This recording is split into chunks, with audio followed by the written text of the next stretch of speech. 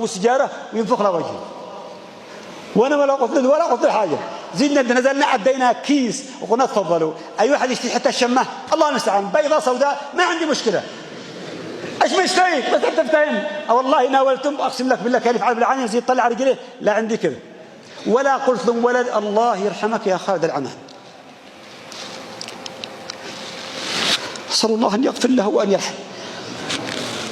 الدكتور خالد العنامي رحمه الله كان أخو حبيب وعزيز رفيق ودرب في العمل الدعوي. أنت تشتي إمام هو إمام، تشتي خطيب هو خطيب، تشتي وجاهة هو وجاهة. رحمه الله وطيب الله ثراه وجمعنا الله في دار كرامته. ما كان أجمله وأروعه وأحلاه. نزلت أنا وياه وبعض الشباب مجموعين فكان يقول قلت ولا تخبرهم ولا تقولهم ولا شيء لا حلال ولا حرام ولا سنة ولا بدعة.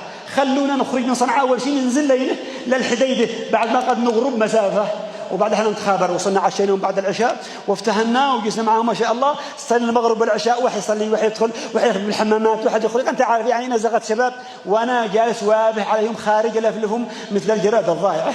انا خايف علي واحد يفعل لي مشكله. وانا قدمتهم لفلفناهم كلهم كملنا صلينا وصلنا الى منطقه كنائيه بعيد وغدر.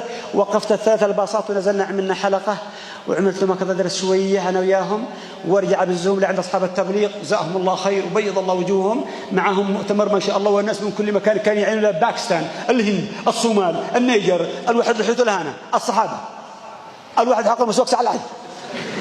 كانوا يعينوا ما شاء الله مفتانين مرتاحين يعينوهم وهم والله ما شاء الله عليهم بيضة مسكوهم على واحد وبعد عمل واحد منهم باكستاني جزاه الله خير عمل حلقه وكان يدعو لهم ويبكي.